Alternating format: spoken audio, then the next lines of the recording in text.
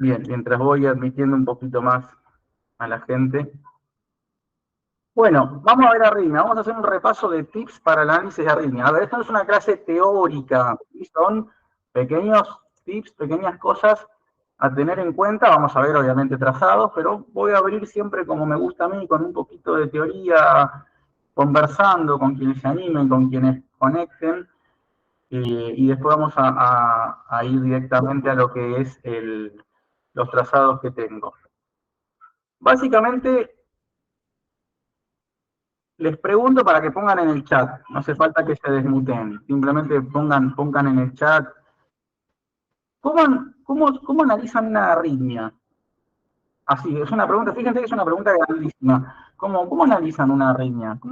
En un electrocardiograma, ¿no? Por supuesto. Mientras me preparo un matecito amargo y casi lavado, diría yo. ¿Cómo analizan? ¿Qué se fijan? ¿Cómo se dan cuenta que es una arritmia? No les estoy preguntando qué es, ¿eh? Fíjense la pregunta, estoy preguntando cómo analizan una arritmia. Si quieren, pongan en el chat. Por el ritmo. Vemos bueno, el ritmo. Por el ritmo. ¿Qué más? Cadencia, dice Joyce. Frecuencia, dice Santiago. Mabel. Primero diferenciando que cumpla los criterios para hacer un ritmo sinusal, dice Juan, muy bien. Hola Mabel. Perfecto. Hasta ahora todas son frecuentes, todas son bastante acertadas. Ritmos, frecuencias, dice Maxi, Bárbara, acota por la regularidad. Bien, ¿qué más? Muy bien, Sergio, ahí, característica del QRS, frecuencia, ritmo, eje, agrega GRA, el QRS ancho es angosto, morfología de complejo, bien, muy bien, perfecto. Bueno, fíjense, relación AB, muy bien, Sofi, excelente. Fíjense que han dicho un montón de cosas y todo lo que han dicho es correcto. Entonces, ¿qué quiere decir eso? Que primero en principal no hay una única manera, no hay una receta única y universal para poder analizar una arritmia. Entonces, la realidad es que primero tenemos que tener en cuenta que vamos a analizar a todas las arritmias por igual o según cada contexto, o según cada arritmia, por decirlo de una manera un poco más pedagógica. ¿Qué opinan? ¿Todas las arritmias entonces las analizamos igual con todo lo que dicen acá?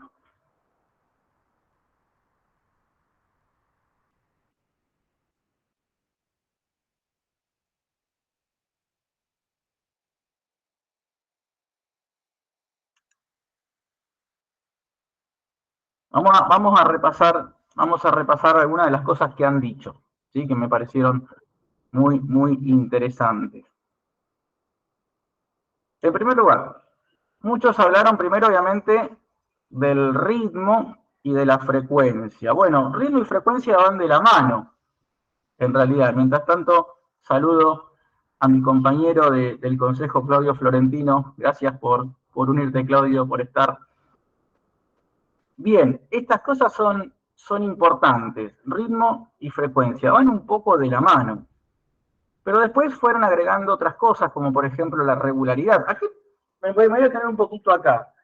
La regularidad ¿la regularidad de qué? Básicamente lo dije, ¿no? Pero bueno, ¿la regularidad de qué sería?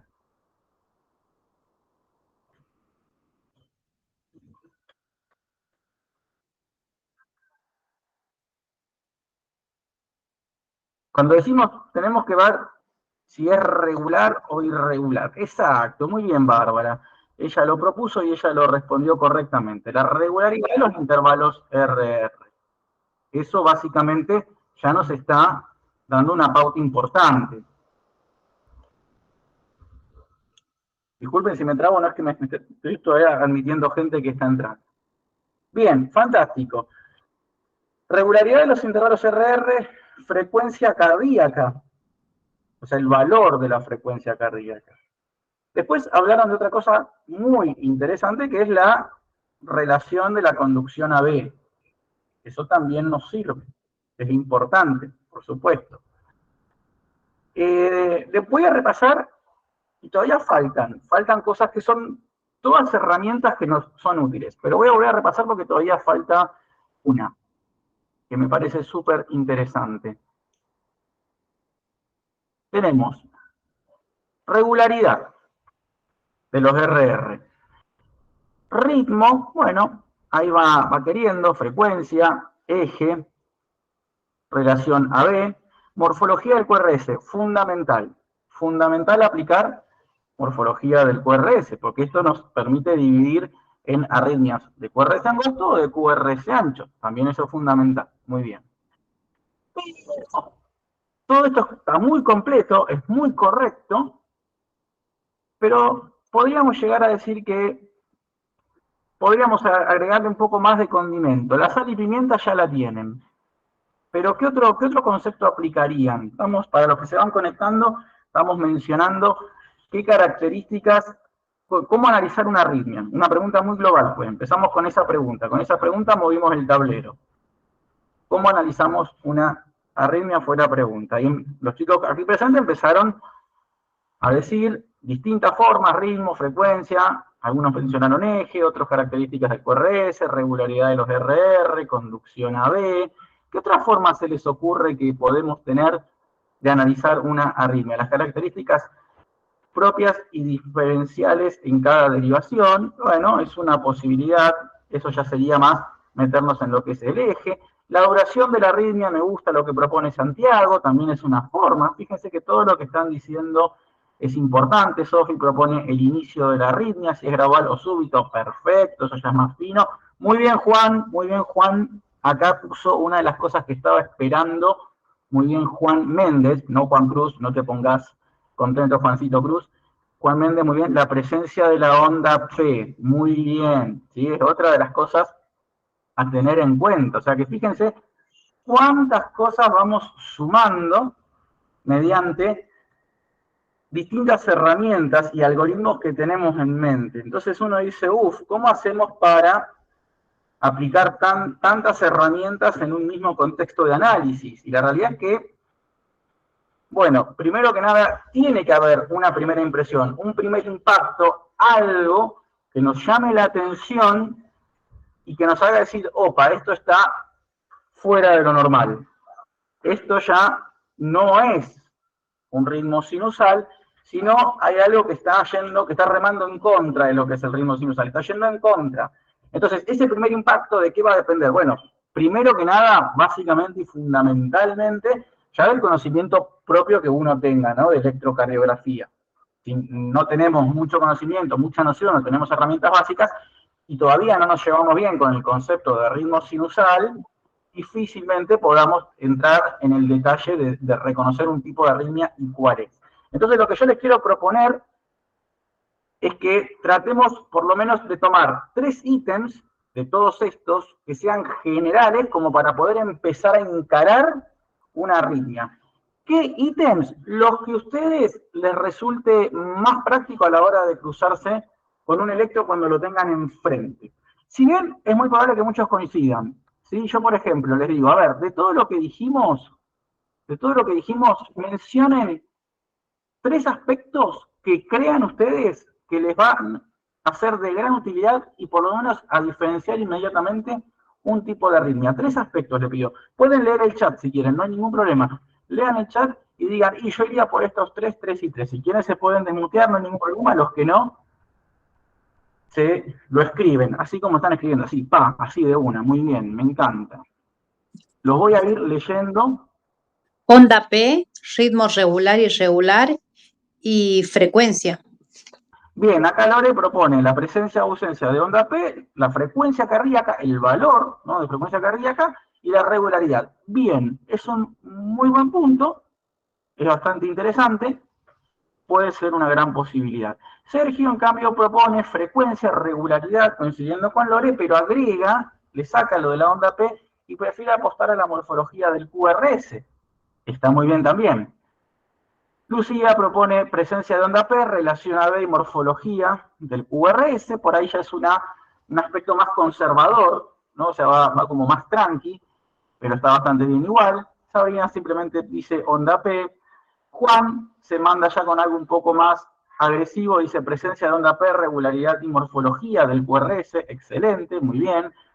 Bárbara, presencia de onda P, regularidad del RR, morfología del QRS, Sabrina, onda P bifásica, QRS ancho o angosto, Nati dice duración del PR, QRS ancho, intervalo PP, Vero, presencia irregularidad de la onda P, presencia irregularidad de la morfología del QRS, duración, presencia de onda P, bueno, y un montón más. La mayoría, si ustedes se fijan, hay muchas coincidencias, pero también hay bastante disimilitudes. Bueno, lo primero que en realidad les quiero proponer, esto simplemente es una herramienta, un recurso. Con lo que más me voy a quedar, lo primero por el primer camino que tendríamos que ir es con lo que más nos va a impactar ni bien tengamos el electro enfrente. ¿De acuerdo? Así que yo les voy a mostrar los electros que vamos a ver hoy. Les voy a hacer un recorrido rápido, un tour de unos segundos, y después de que lo vean, pueden decir qué fue de todo, qué característica les llamó más la atención como para empezar un análisis.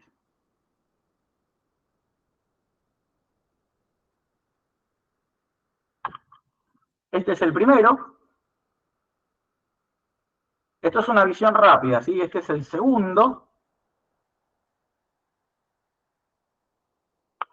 Este es el tercero. Este es el cuarto. Y este es el quinto. En todos los casos, no estoy pidiendo que me den el diagnóstico, ¿no? De todos los casos, fíjense, nos encontramos ante distintos contextos, ante distintas situaciones, en las que probablemente en algunas sea válida empezar a encarar, como por ahí eligieron cada uno de ustedes, pero por ahí no en todas nos resulta para hacer el diagnóstico presuntivo, por lo menos un diagnóstico presuntivo. Entonces, si tuviesen que buscar un común denominador a los 5 electrocardiogramas que vimos, ¿qué creen que es lo que les causa a ustedes a la vista más impacto al momento de empezar a encarar? De toda esa lista que ustedes dijeron. El QR ancho y angosto. Bien, Lorena propone QRS. Joyce, intervalo RR. Bueno, Nati, también intervalos. P. Uno solo, estoy pidiendo una sola cosita, ¿eh? No vale que me digan todo. Una sola cosa, lo que más le impacta. ¿Qué es lo que... El QRS. Bueno, morfología del QRS. A ver, quiero ver entre qué se debaten. Nati, presencia o ausencia de onda P, Noé, morfología del QRS, Maxi sigue conservador, apostando si tiene ritmo sinusal, intervalo RR. A ver, ¿qué más? ¿Qué creen que de esto los empieza a orientar? La frecuencia, el ritmo, dice Vivi. Está bien lo que están poniendo, en realidad por eso creo que es una sola cosa, o sea, no importa, acá no se trata de estar bien o estar mal, sino que le pregunto a cada uno, es una cuestión de cada uno. Bueno, claramente hay dos cosas que están como muy en la disyuntiva, el QRS y la frecuencia cardíaca, es decir, los intervalos RR. Bueno, está bien, es un buen camino, si no está mal pensar si hay o no onda P y ver si el ritmo es sinusal, no está mal tener en mente eso, pero guarda con ese esquema conservador, porque si nosotros tratamos siempre de tener un esquema único y una metodología única, y sobre todo cuando tratamos de ser muy arraigados a lo primero que nos enseñaron, tendemos a hacer un camino que es muy probable que en algún momento como que nos encontremos como en un callejón sin salida. ¿De acuerdo? Entonces, por eso propongo que tengamos en mente todas estas cosas y que en realidad yo también, si tuviese que elegir, si esa pregunta me la estuviesen haciendo a mí, yo diría, ¿qué tendría primero en cuenta? Los intervalos de RR. ¿Por qué? Porque es lo primero que impacta a nuestra vista, porque es como lo más grosero de lo que uno ve en el electro. Porque la presencia de onda P es un ejercicio más minucioso para nosotros, porque primero que nada tenemos que identificarla y estamos hablando de identificar una deflexión pequeña. Segundo, de evitar confundirnosla, o sea, analizar el origen, porque cuando uno analiza si ese ritmo es sinusal, está analizando el eje de la onda P, se va de 2, de 1 a BF, busca la polaridad de la P, pero fíjese que ese es un trabajo bastante laborioso para el cerebro. O sea, estamos empezando por un camino largo, más allá de qué es lo que nos enseñaron, y está bárbaro. ¿De acuerdo? Por eso digo que a veces hay que salirse de lo conservador y tratar de, por ahí, buscar un análisis más moderado, no ser muy agresivo, al menos que uno tenga mucha experiencia, aparte ser arrebatado tampoco nos sirve porque nos puede llevar tranquilamente a errores diagnósticos.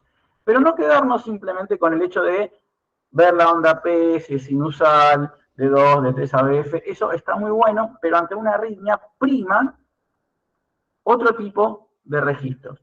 Entonces, si la frecuencia cardíaca regular o irregular está bien, es una buena opción, por supuesto, pero básicamente lo que es más visible, lo que es más notorio entre nosotros, es la distancia que hay entre una R y otra R.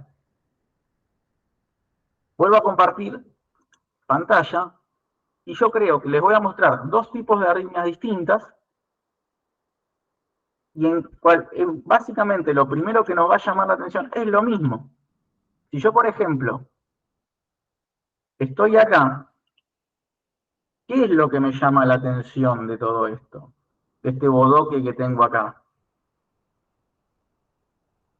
Si se pueden desmutear mejor, porque estoy compartiendo la pantalla y no los puedo leer. Pero básicamente, ¿qué me llama la atención de acá? Si hay presencia o ausencia de onda P o el intervalo RR. RR. El intervalo RR. El intervalo RR. Amplio consenso. Ahora les muestro esto. ¿Qué me llama la atención? ¿O qué es lo primero que voy a fijarme? ¿Si hay onda P dentro de todo ese quilombo o me llama la atención el intervalo RR? El intervalo. Sí, hay P.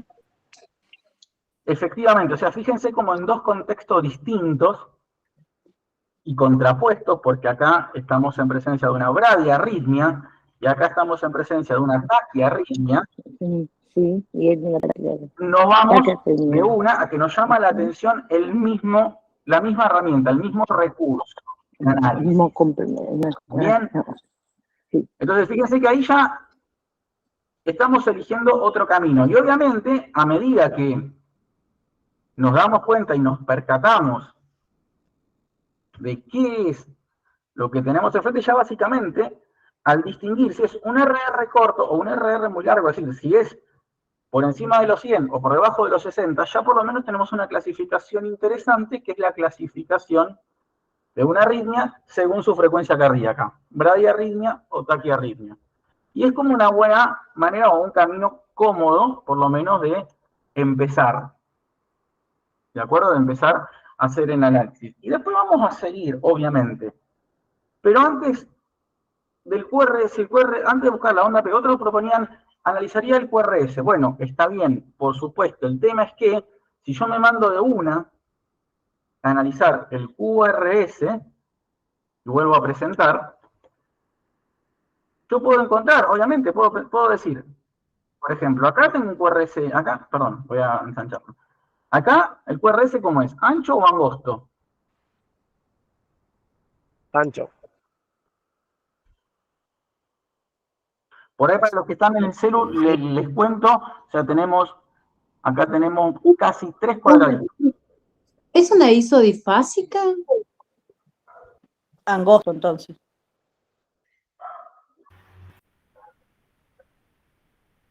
En realidad, no Ancho lo veo yo. Claro, es ancho. En realidad tiene, yo me equivoqué, le dije casi 3, está perfecto. En realidad tiene, podríamos ya decir, casi 3 era en realidad 3. ¿Sí? O sea que ya tiene 120 milisegundos. Ancho. ¿Sí? Exactamente, es un QRS ancho. Y acá, dentro de todo este barullo que tenemos acá en el medio, pintado de color rojo, que también es otra arritmia la que está pintada de rojo, ¿cómo es el QRS? ¿Ancho o angosto? Ancho. Ancho, completamente ancho. Entonces, fíjense que podemos cruzarnos con un mismo contexto dentro de dos arritmias diferentes. Y eso no nos va a dar el diagnóstico, o por lo menos de cómo empezar a encarar la arritmia si yo empiezo encarando por el QRS. Porque acá tengo una bradiarritmia, con un QRS ancho, y acá tengo una taquiarritmia con un QRS ancho. O sea que abordar por el QRS ya es como que empecé por la opción equivocada. ¿De acuerdo? Probablemente en una taquiarritmia el siguiente paso sea, después de darme cuenta de que tengo una taquiarritmia, derimir el QRS, pero no va a aplicar de la misma manera para una bradiarritmia, digamos, a prima facie por lo menos. ¿Se entiende esta diferencia? Tengo una duda. Adelante. Sí, te escucho.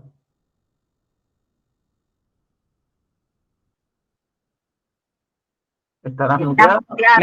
Ahí está, ¿me escuchás? Ahora sí, dale. En la Brady tenés un QRS ancho, en la Taqui también tenés un QRS ancho. Por lo menos los ejemplos que mostraste vos. Efectivamente, sí. Por eso digo que empezar por el análisis del QRS no es una herramienta correcta porque no nos da el diagnóstico diferencial. O sea, acá estamos analizando cada uno, perdóname, ya te cedo la palabra, para responderle a Mariana. Lo que yo estaba proponiendo es, cuando uno hace un análisis por dónde conviene empezar, fueron dando distintas alternativas y entre ellas dijeron que la duración del QRS. Y yo en realidad decía que prefiero en realidad la que empieza analizando el intervalo RR, porque tenés un camino ya que se te abre en dos partes, que es el intervalo RR te va a decir si es una bradiarritmia o una taquiarritmia. En cambio, un QRS ancho no te da un diagnóstico certero desde el principio. Tenés que tomar otros pasos previos para llegar al diagnóstico. Porque una arritmia de QRS ancho abre un abanico de posibilidades, a diferencia de analizar el RR, que te distingue simplemente en bradiarritmia o taquiarritmia. O a lo sumo alguna arritmia en contexto normocárdico, ¿no? Que también se puede llegar a dar. Pero acá estamos mencionando cada una de las herramientas aplicadas a distintos contextos, por qué creemos o por cuál conviene empezar. ¿Se entendió, Marian, eso?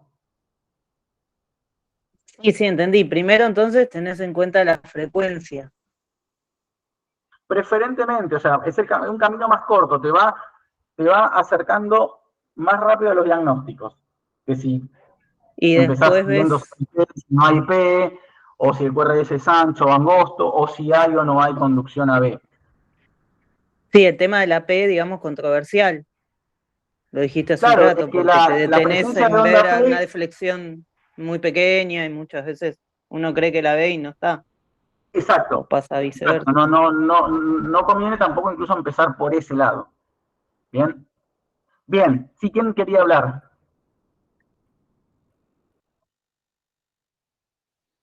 Perdón, Seba, ¿puedo? Sí, por supuesto.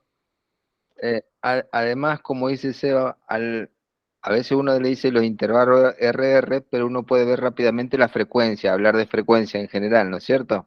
Pero Exacto. siempre ventricular.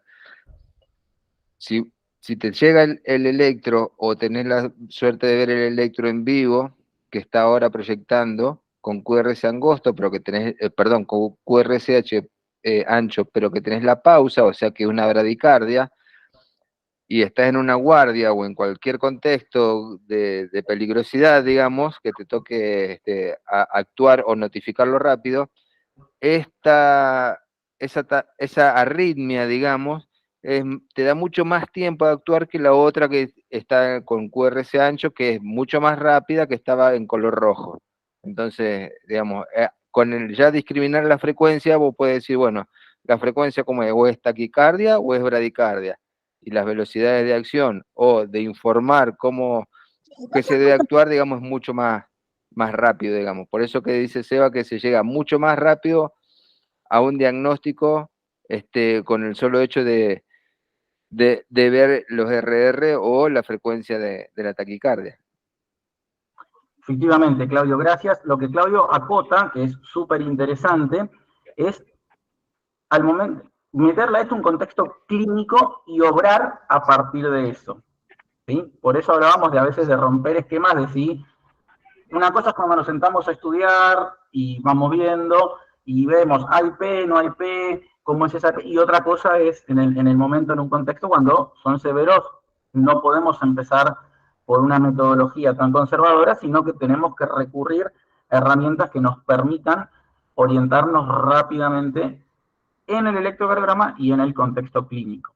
¿Sí? Entonces, la primera propuesta que les quería hacer era esto, justamente por frecuencia cardíaca, es una de las maneras de empezar a analizar las arritmias, dividiéndolas en taquiarritmias y bradiarritmias, ¿no? Que no quiere decir que en un contexto normocárdico no haya arritmias, también las hay, por supuesto, pero es una manera de impacto más rápido, ¿sí? Ahora, después, cuando ya distinguimos si es una bradiarritmia o una taquiarritmia, vamos a seguir distintos pasos, distintos algoritmos para llegar a un diagnóstico, ¿sí?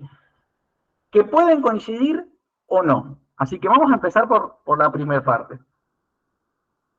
Vuelvo otra vez a la presentación.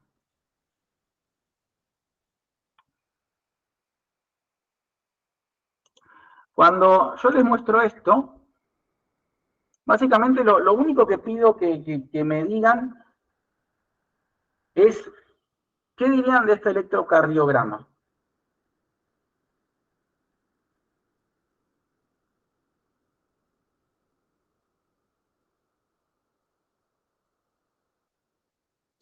Hay un QR angosto. ¿Qué más? O sinusal. Que tenga marcapasos. Tiene onda P. Bien, voy repasando. Que tiene QR angosto, que es sinusal, que tiene onda P. Preguntan si existe la posibilidad de que haya marcapasos. Ahora lo vemos, pero básicamente estoy recolectando respuestas nada más. Está a 100 por minuto aproximadamente. Está a 100 por minuto. ¿Qué más? No quiere decir que estoy recolectando respuestas. Está regular. Bien. Diagnóstico electrocardiográfico, ¿no?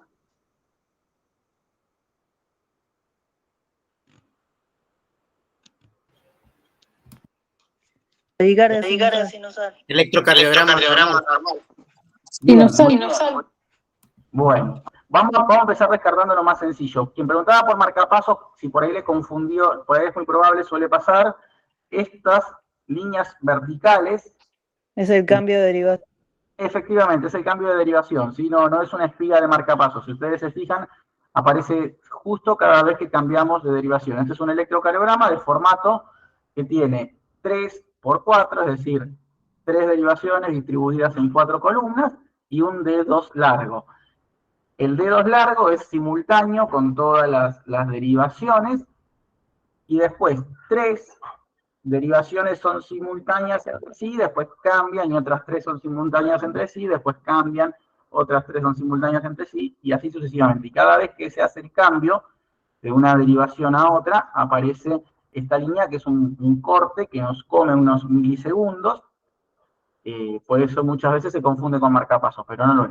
Bien, acá la realidad es, acá podemos aplicar la metodología tradicional de análisis, es decir, si hay onda P, si es positiva en D2, D3, ABF, cuál es la frecuencia cardíaca, si la conducción AB es conservada, la duración del QRS, cómo es la progresión de RS, cómo está el punto J. ¿Podemos aplicar todo eso en este electro?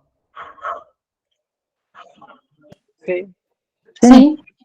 Sí, se puede aplicar todo eso. Después podemos decir, estando en reposo, casi 100 latidos por minuto, que a veces toca los 100, a veces por ahí baja, por ahí por algún cambio respiratorio. Habría que ver también la edad del paciente, ¿no? Porque si esto de repente por ahí más cerca de lo pediátrico, podría tranquilamente ser una frecuencia que no nos mueva la aguja. Si es por ahí una persona ya de, no sé, 90, 80 años, y eso por ahí nos preocuparía un poco más, estando en reposo. Obviamente que a esto le agregamos el contexto clínico, pero podemos ejecutar todos estos pasos. Ver si la onda P es positiva en D2, en D1, en ABF, si es negativa en ABR, si es isodifásica en B1, y decir, esta P es de origen sinusal. Si hay conducción AB11, es decir, vemos en la tirada de ritmo si a cada P le sigue un QRS, vemos que si esto se sostiene a lo largo del tiempo, podemos decir que la conducción AB es conservada, y obviamente basándonos en la frecuencia cardíaca, y decir si es ritmo sinusal o taquicardia sinusal y después el resto de las cosas. QRS normal, punto J sin alteraciones, ST sin particularidades y adecuada progresión de R sobre S. O sea, esa es la metodología tradicional por la que siempre los cardiólogos empiezan informando el electrocardiograma y de la manera en que nosotros cuando hacemos un electrocardiograma seguimos esta sistemática y esta metodología para llegar a decir, está todo bien, no hay ningún problema, o bueno, a lo sumo tiene una taquicardia, sería en este caso una taquicardia de tipo sinusal. Entonces, hasta acá está todo bien, podemos aplicar esta metodología. Pero cuando ya empiezan los líos, como los que estábamos viendo, como esto o como esto, detenernos en esos pasos nos hace perder el tiempo. Por eso las arritmias las tenemos que encarar de otra manera. Entonces, teniendo en cuenta esto que conversamos recién, entre Mariana y entre Claudia y entre todos los que aportaron, empezar primero por el RR nos ayuda a distinguir. Entonces, empecemos por el lado de las bradiarritmias.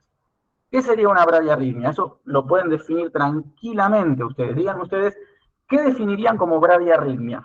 Ya de hecho, algo mencionamos. Frecuencia cardíaca por debajo de 60 latidos por minuto. Efectivamente, esa es la puerta de entrada, o el punto de partida. O por lo menos que haya un RR, un intervalo RR, o constante mayor a 1000 milisegundos, o sea, mayor a 5 cuadrados, y que eso se mantenga, ya podríamos estar hablando de una bradiarritmia, o que de repente aparezca, que vengamos con un intervalo RR medianamente normal, pero que aparezca un intervalo RR que exceda, o que replique mínimamente dos intervalos RR previos, ¿sí? O la ausencia de despolarización ventricular por un tiempo pronunciado. Entonces, ahí ya podemos empezar a hablar de una bradiarritmia. ¿De acuerdo? Esa sería ya la puerta de entrada y nos vamos metiendo en el hall. Esto, si ustedes lo ven, ¿qué creen? ¿Es una bradiarritmia o, no, o es una taquiarritmia?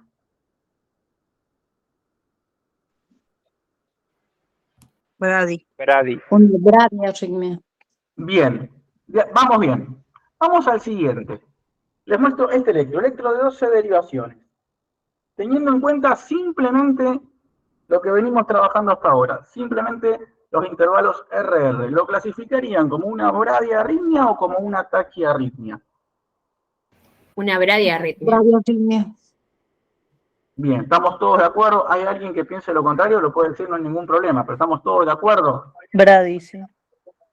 Bien, esta es la puerta de entrada. No obstante, si bien el contexto clínico de ambos electros puede ser muy parecido, o sea, todo contexto clínico me refiero a que puede ser un paciente que viene y refiere mareos, que sincopó, y el contexto puede ser el mismo, y probablemente el tratamiento también vaya para el mismo lado, pero bueno, hay diferencias electrocardiográficas entre una bradiarritmia y la otra bradiarritmia. Entonces, ahí ya podemos empezar a decir, bueno, a las bradiarritmias las vamos a tratar de una manera y a las taquiarritmias de otra manera. Es decir, una vez que ya distinguimos, ahí se bifurca el método de análisis y podemos empezar a tomar otros recursos dentro de cada arritmia para llegar a un diagnóstico.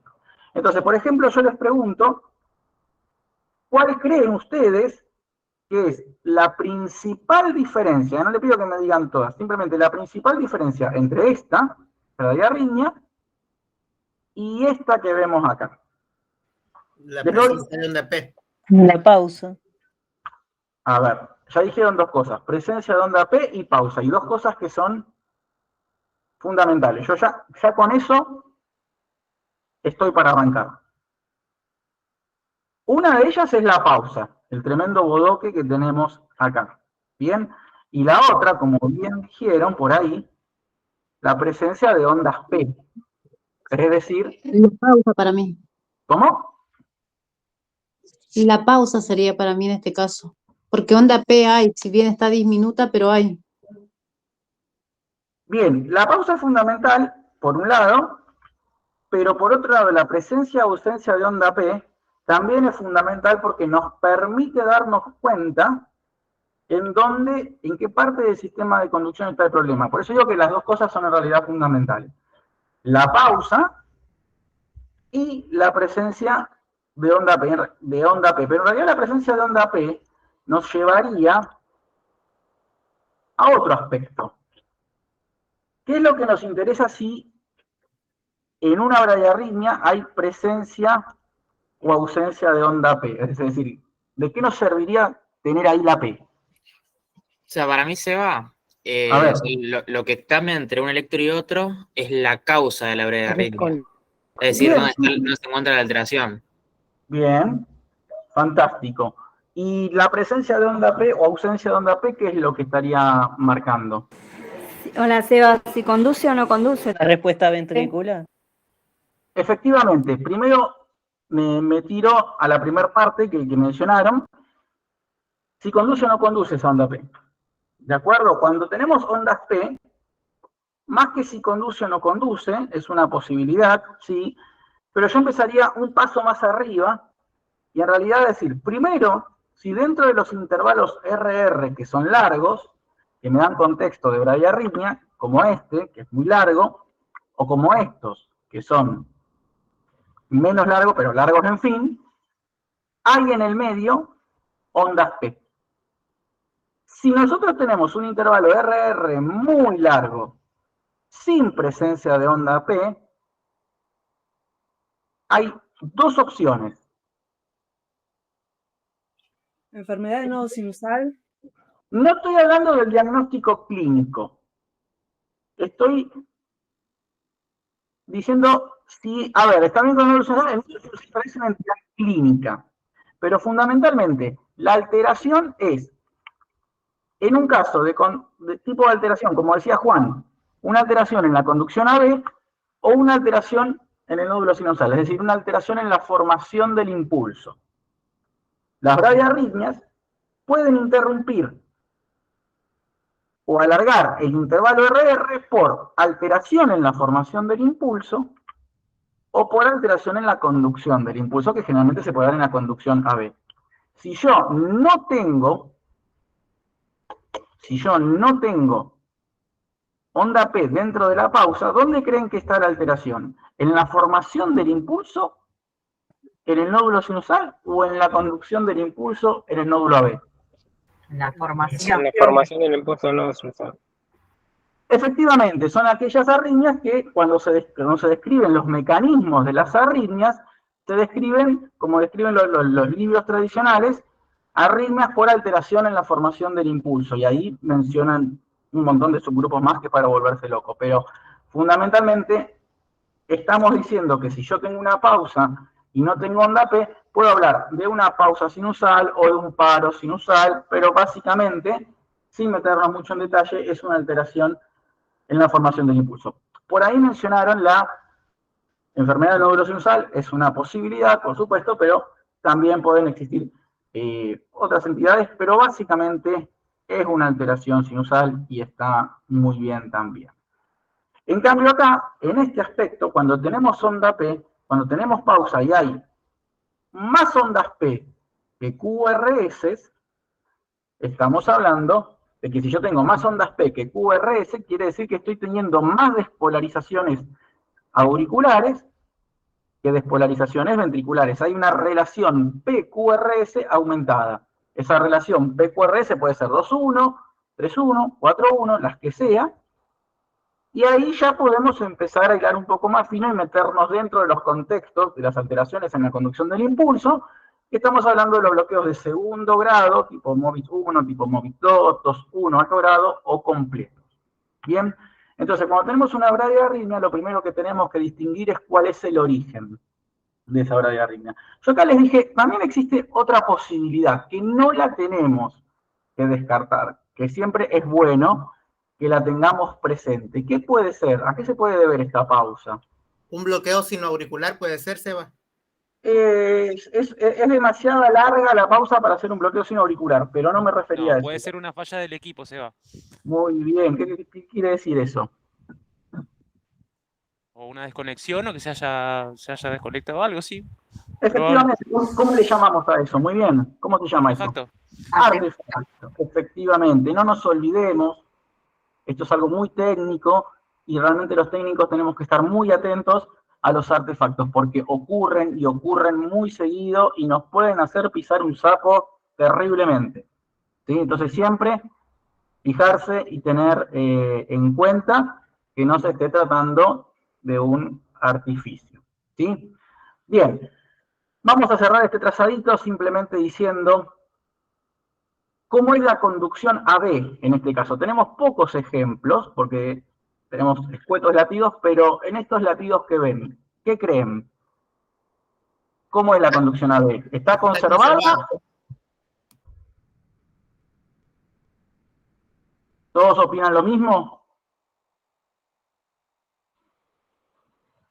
Sí. ¿Cómo nos damos cuenta si la conducción AB es conservada tomando latidos aislados? Por el intervalo PR. Efectivamente, tomamos el intervalo PR y a su vez, si no hay ondas P metidas dentro de las ondas T, por supuesto que a veces pueden estar enmascaradas, si los intervalos PR se mantienen o a lo sumo tienen una diferencia sutil, estamos hablando de que la conducción AB es 1,1 y está conservada. Bien, entonces venimos por acá con una conducción AB que si nosotros vemos la tira de abajo, pareceríamos venir con un ritmo sinusal sin penas ni gloria, hasta que de repente, tuki, ocurre esto. Que de hecho después, si ustedes miran acá, sigue, vuelve a repetirse. ¿Sí? Entonces, venimos con una conducción AB 1,1 hasta que pasa esto. Claramente es una disfunción sinusal o una alteración del impulso sinusal, que bien puede deberse tranquilamente a una pausa o directamente a un paro sinusal, ¿sí? Porque directamente, generalmente, siempre nos hablan de los bloqueos suelen tener un patrón de comportamiento, el nódulo sinusal suele tener un patrón de comportamiento. Acá directamente no salió nada, así que evidentemente ya acabó un paro, y de hecho no sabemos hasta cuánto pudo haber estado, si no fuese por este latido de acá. ¿Este latido de acá qué es? Un escape. Un escape, efectivamente, porque no tiene P previa. Así que evidentemente obró como un escape, y un escape, fíjense, ¿la morfología del QRS es igual o distinta al QRS de base? Igual. Igual, ya que la morfología del QRS sea igual a la de base, y no tenga onda P previa, ¿de dónde se está generando este escape? En la unión. Efectivamente, muy bien, ¿sí? Porque es igual al QRS. Por más que me digan, es un QRS ancho, no puede ser un latido de escape del ventrículo. Puede ser, pero la realidad es que es extremadamente igual al QRS, en los 3 canales. Entonces, si yo viese este latido aislado, como escape, podría pensar que es un escape, porque es un escape con QRS ancho. Pero el QRS es ancho porque de por sí ya el paciente tiene el QRS ancho de base. ¿Sí? Entonces, este escape es probable que venga directamente desde la unión. Y después esto resetee el sistema de conducción y acá sale el nodo AB, el nódulo sinusal, incluso le cuesta un poquitito atravesar el nodo AB, fíjense que el segmento PR es un poquito más largo si lo comparamos con los demás, y ya después retoma nuevamente su función. Entonces acá estamos ante la ausencia de un paro sinusal, si descartamos que obviamente esto sea un artificio, pero como vemos ocurren los 3 canales y después sigue habiendo también, evidentemente, es una pausa significativa y encima en un Holter que lo describe clínicamente como magreo. ¿Sí? Así que, eso por un lado. En cambio acá, supongamos que también, mismo paciente, con misma clínica si quieren, o incluso asintomático, pero no importa. ¿Cuál sería el diagnóstico de esto? ¿Una disfunción sinusal o una disfunción auriculoventricular? Auriculoventricular. ¿Están todos de acuerdo? Sí. Efectivamente, porque el impulso sinusal está. ¿De acuerdo? Acá tenemos todas las ondas P. Ahora, estas ondas P, ¿mantienen relación con los QRS? Yo, por ejemplo, agarro a todos los QRS y me fijo la P que tiene antes. ¿Cómo son esos intervalos PR entre sí? ¿Son iguales o son disímiles? ¿Son distintos? Distintos. Para mí es distinto. ¿Qué? O sea, la relación AB que hay, o sea, entre un QRS y los que siguen. De golpe hay un PR que pareciera ser como que tendría concordancia, pero de golpe vos lo ves y como que se agrandan, y entonces eso te muestra que no hay relación AB. Efectivamente, no hay relación AB, siguen, o sea, no hay, son distintos entre sí, tienen un comportamiento en realidad bastante particular, ¿no? Porque si ustedes se fijan y toman este QRS y después toman el siguiente, este se parece a este, y este se parece a este, y no importa, y encima cada vez puede ser que exista cierta similitud, pero claramente no hay concordancia, ¿sí? De hecho hay ondas P, después al finalizar el QRS, los intervalos, podríamos llegar a decirlo, TP, en donde hay P, también son distintos entre sí. Por lo tanto, no hay una correlación AB prolija, hay más ondas P que un QRS. Esto ya nos habla que dentro de los bloqueos auriculoventriculares ya nos arrima a un diagnóstico del tipo de bloqueo AB, que ¿cuál sería? Un tercer grado, porque no hay relación AB. ¿Alguna otra opinión? AB completo. Dale completo. Sí, es completo. Bloqueo AB de tercer grado, bloqueo AB completo son sinónimos, ¿sí? Efectivamente, está bien, es un bloqueo AB completo, muy bien. No, en este caso tenemos un mecanismo que es característico del bloqueo AB completo, en donde las ondas P no tienen relación con el QRS, que ¿cómo se llama?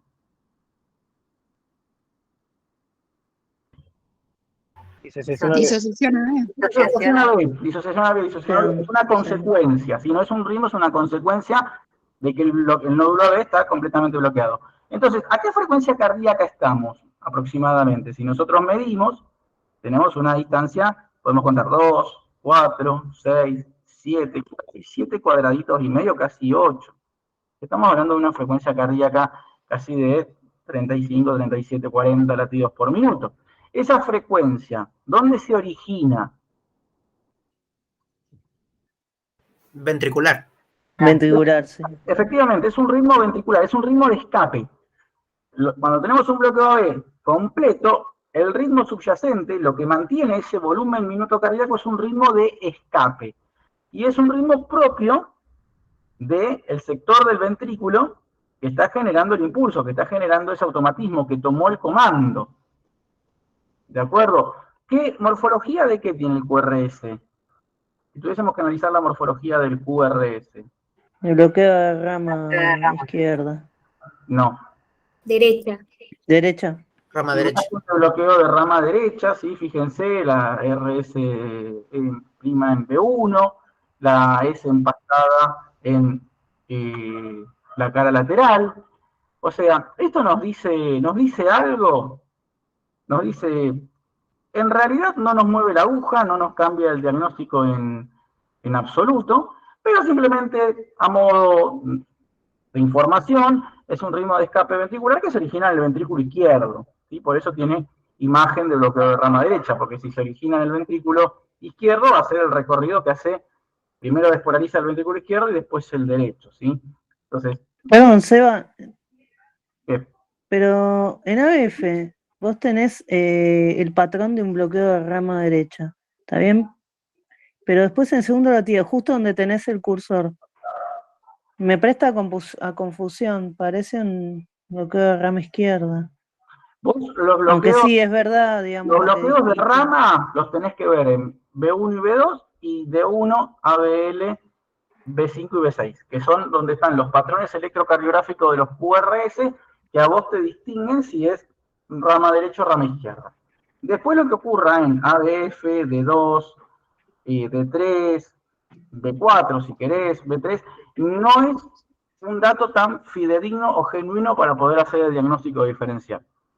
En bloqueos de rama abordamos B1 y B2 y la cara lateral, D1, ABL, B5 y B6. Si cumple con los criterios morfológicos de rama derecha o rama izquierda, ahí hacemos el diagnóstico diferencial. Por más que vos tengas RSR' en ABF o en D2. ¿Sí? Por otro lado les pregunto, y esto a veces es importante para los que trabajamos en implantes de marcapasos, ¿no?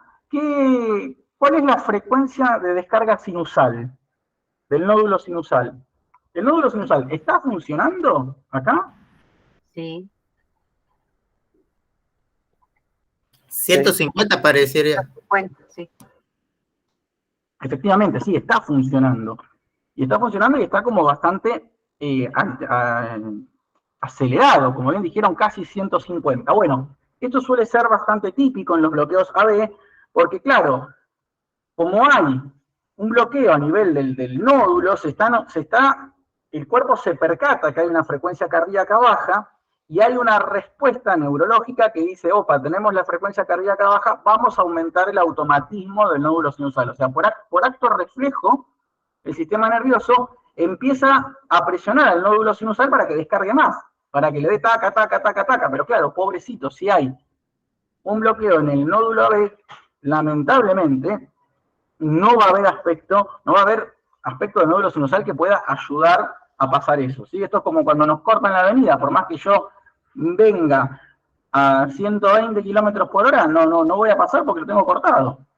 Se cayó el árbol, pusieron lo que sea, no voy a poder pasar, por más que me aumente. Pero el cuerpo da esa respuesta fisiológica. Por eso después cuando el paciente llega al implante de marcapaso, una vez que se sincronizan los cables auriculares y ventriculares, claro, cuando se empieza a sensar la aurícula, se empieza a seguir, y claro, el paciente está con una taquicardia de QRS ancho, que claro, es la taquicardia sinusal que está siendo seguida después con el marcapaso, ¿sí?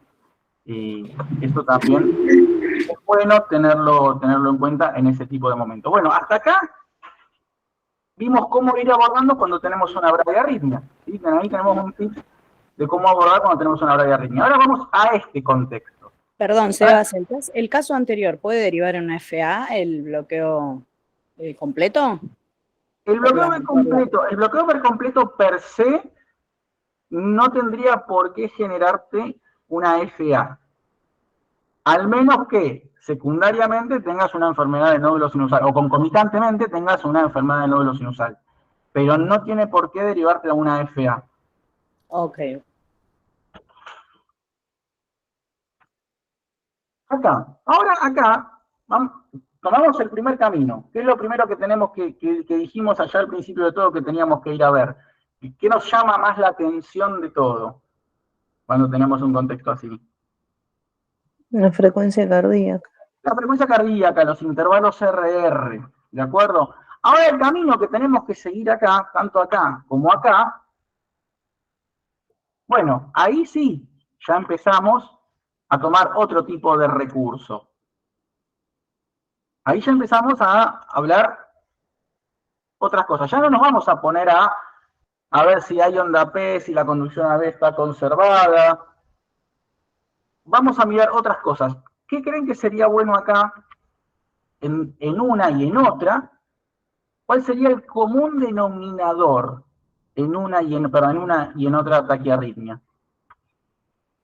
El ancho del QRS. Exacto. ¿Alguno opina algo distinto? ¿Cómo fue la pregunta, Seba, perdón? En ambos contextos, tanto en esta taquiarritmia como en esta taquiarritmia, cuando ya distinguimos que los RR son cortos, ¿cuál sería el común denominador para poder seguir haciendo el análisis? Hay dos que dijeron el ancho del QRS.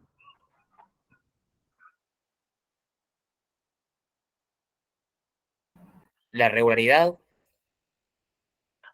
Para vos es más importante, tanto acá como acá, tener en cuenta la regularidad del RR o tener en cuenta el ancho del QRS, que es lo primero que vas a ir a buscar, que tu mente va a ir a buscar. No, lo primero el ancho del QRS, sí.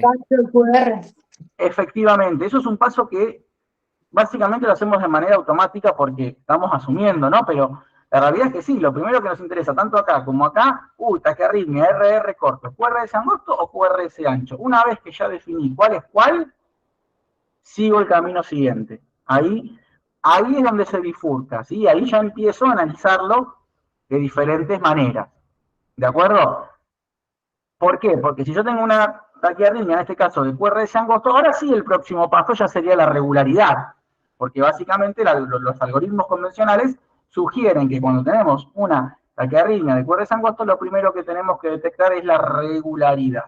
¿Por qué? Porque de esta manera podemos entender si se trata de una FA, de alta respuesta ventricular, o por lo menos de una taquicardia media por reentrada. ¿De acuerdo? Entonces, una vez que ya tenemos si la frecuencia cardíaca es regular o no es regular, ahí avanzamos al siguiente paso, que es si dentro del contexto de la taquiarritmia tenemos o no onda P visible.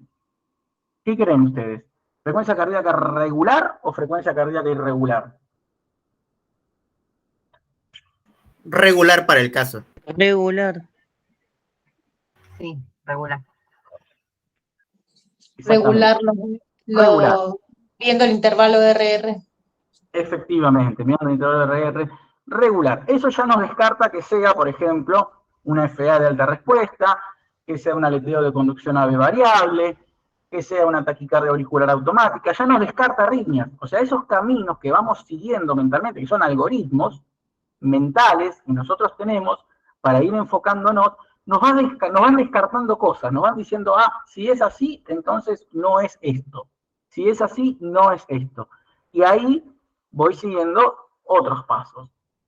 Taquicardia QRS angosto regular. Siguiente pregunta, ¿la onda P está visible o no está visible entre los RR? ¿Hay alguna insignia, alguna muesca, algo que nos haga pensar que hay onda P visible acá? ¿O solamente tenemos QRS y SP? Yo veo P. En Sí, D1. sí hay onda P. ¿En dónde? D1 veo. ¿D1? ¿Esto? No, entre uno no. No. En la verde.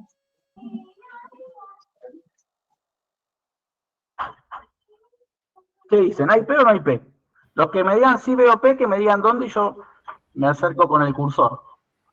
Este caso está muy lindo, Seba, porque al principio cuando todos tirábamos ideas, decíamos, vemos si hay P, si no hay P, el QRS. Bueno, a ver, ¿quién encuentra la P? Hagamos ese jueguito ahora. ¿Quién la encuentra?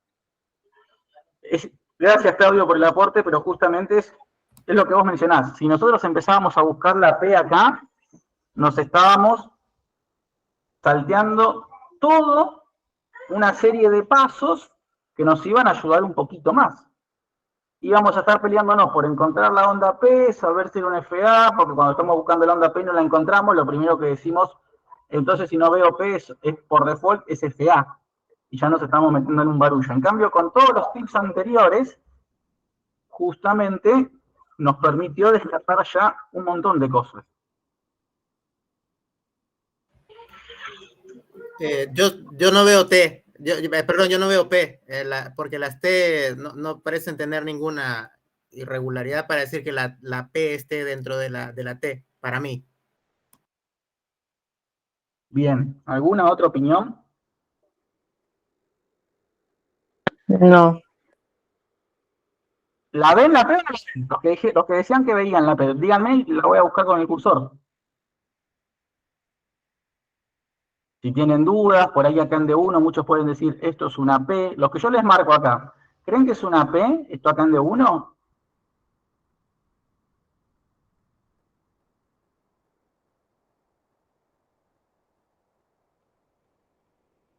¿Qué opinan, sí o no?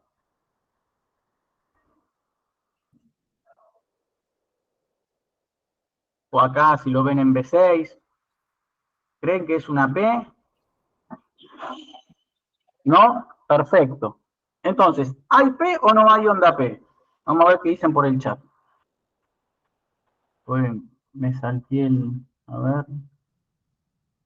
No, Claudita dice en B6. No veo P, no está visible. En la T proponen por ahí. Está detrás del QRS, sí hay P, no visible. Bien, volvamos. Acá. Para mí en D1, Seba. ¿Esto? Sí. Bien. Cuando me confundo, decime. Está bien, no, la realidad es que no es una P. Es la parte final de la onda T. ¿Sí? Que empieza primero negativa y después se positiviza. Que ocurre en varias derivaciones. Muchas veces, cuando tenemos estas T así que son isodifásicas, la porción final, es decir, la parte final de la onda T, nos hace creer que es una onda P. y está fantástico porque tiene todo el aspecto. De hecho, en ABR, si ustedes se ven, como está al revés, primero empieza positiva y después... Y empecé igual. Y lo mismo en B6. Sí, ¿de acuerdo? en ABR a mí me parecía que estaba la P invertida, pero no estaba segura. Claro, pero no, bueno, este final de repolarización de T con el de D1 y de ABR tranquilamente nos puede hacer comer que es una onda, pero es como que no, forma parte de la misma onda T, de la misma repolarización, ¿sí? En este caso no hay onda P. Bueno, y acá es donde empieza un camino siguiente. Taquicardia de QRS angosto regular, sin onda P visible, o lo que le llamamos también... ¿Alguien quiere hablar, decir algo? ¿O tiene es un micrófono descubierto? Perdón.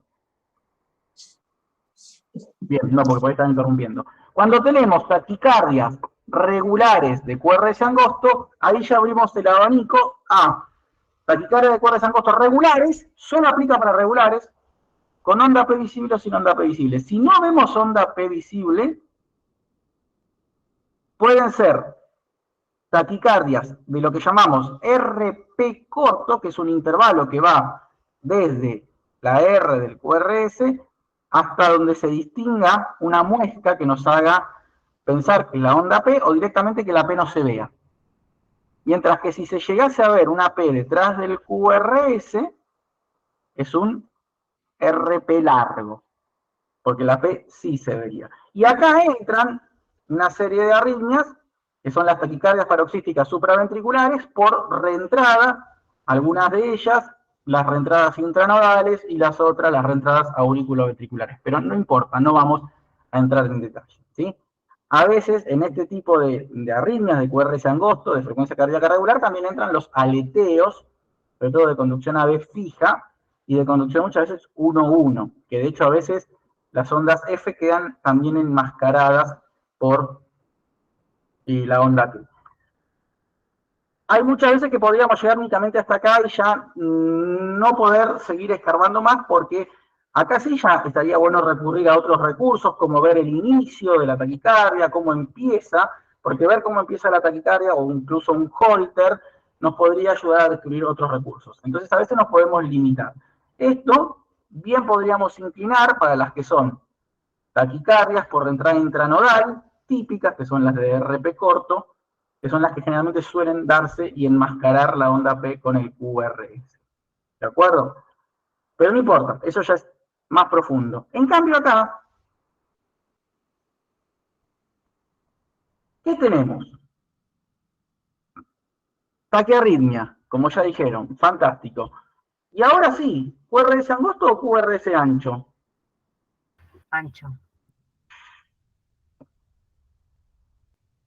¿Están todos de acuerdo? Leo el chat un cachito.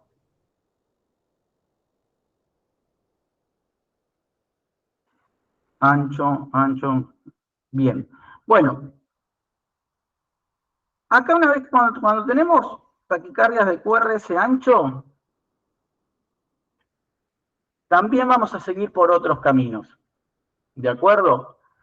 Si fuese un electrocardiograma de 12 derivaciones, obviamente está muy bien lo que plantean por ahí.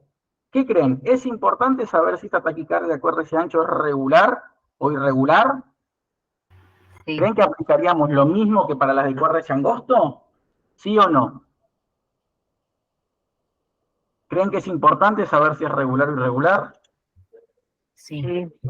Sí, efectivamente, ¿sí? Porque nos empieza también a orientar, ¿de acuerdo? Una vez despejado eso, si es regular y es un electrocardiograma de 12 derivaciones, algoritmo de Brugada o algoritmo de Breckel. Cuando hablamos de taquicardias de QRS ancho, hay muchas posibilidades. Obviamente que inmediatamente nosotros asociamos taquicardia de QRS ancho con taquicardia ventricular, pero no es lo mismo. No siempre es así, porque existen otras posibilidades. Bien, entonces hay que tratar de jugar con los algoritmos para taquicardias de QRS ancho que nos permitan hacer un adecuado diagnóstico. Entonces vamos a tomar este ejemplito, ¿sí? Sin irnos por las ramas. Lo que es interesante siempre, bueno, primero que nada ver la frecuencia cardíaca, si es regular, si se mantiene siempre regular, si es irregular, ¿qué creen?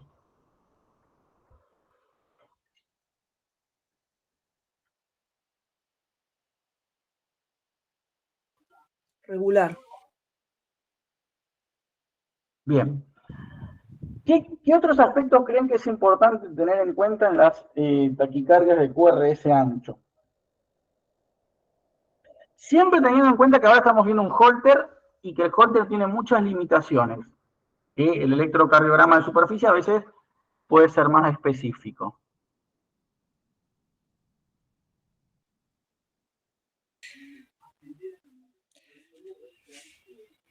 La presencia de onda P. ¿Cómo, perdón? La presencia de onda P. Efectivamente, es un muy buen recurso cuando tenemos una taquicardia, tratar de ver si hay muescas que nos hagan pensar o suponer que se tratan de ondas P. Porque uno de los criterios diferenciales de taquicardias ventriculares con QRS ancho, que sobre todo lo vamos a buscar en el Holter porque no tenemos dos derivaciones, es la presencia de onda P para saber si tenemos un intervalo PP constante, y en el caso de que el intervalo PP constante me refiero comparándolo con el intervalo PP de base, ¿de acuerdo? No si tenemos un intervalo PP constante dentro de la taquicardia. Si encontramos onda P inmersa dentro de los QRS, o incluso QRS que cambian la duración, que serían latidos de fusión, nos vamos a encontrar con un criterio diferencial que se llama disociación AB, la misma que teníamos en el bloqueo AB completo, el mismo concepto, solo que en un contexto de taquiarritmia, y con latidos de fusión. Entonces, esto es un diagnóstico diferencial hacia taquicardia ventricular. ¿Y acá qué creen? ¿Podemos encontrar ondas P que nos hagan pensar que están disociadas? No.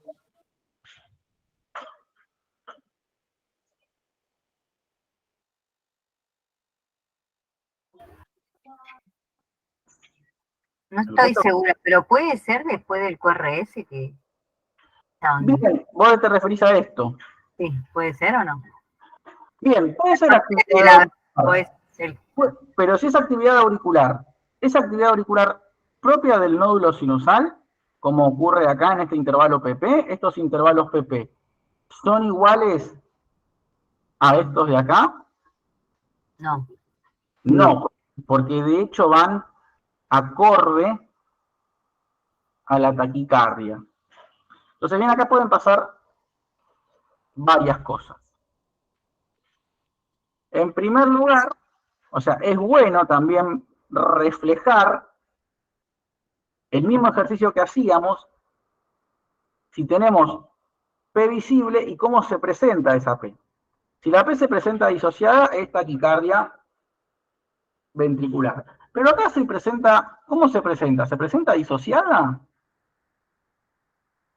¿Qué creen? O de otra manera.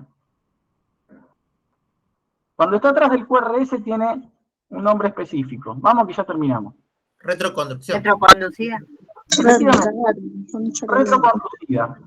Muchas veces, algunas taquicardias ventriculares pueden generar retroconducción VA. Es una posibilidad también. Pero ojo al hilo, porque miren acá. Tenemos una muesca ahí medio extraña. Habría que analizar después. Que no vaya a ser cosa que sea una extrasístole, que me conduzca con aberrancia y genere un mecanismo también de reentrada. Con retroconducción VA. Y que sea, por ejemplo, una TPS con conducción aberrante, que también la puede haber. Bien, entonces, ¿qué les quiero decir con esto? No es que les quiero dejar un final abierto, sino que tenemos que tener en mente todas las herramientas posibles y todos los tips posibles, adecuándolo a cada contexto, para acercarnos y aproximarnos a un diagnóstico. ¿Por qué digo acercarnos y aproximarnos? Porque no siempre vamos a llegar a un diagnóstico certero. Y antes que tirar un análisis por tirar, o tirar un diagnóstico por tirar, perdón, antes que tirar un diagnóstico por tirar para ver si de emboco, es preferible recurrir a la cajita de herramientas a los distintos tips e ir paso a paso y pensar en todas las posibilidades que nos puede estar mostrando un trazado. ¿De acuerdo? Porque cuando tenemos varios caminos, pueden haber varias respuestas posibles. Pero a medida que vamos descartando, a veces es preferible llegar a un diagnóstico por descarte que llegar por el camino más corto para hacer simplemente el diagnóstico de tirar por lo primero que estoy viendo. Entonces espero que todos estos tips les sirvan y se los lleven para entender cómo se puede básicamente analizar en cada contexto.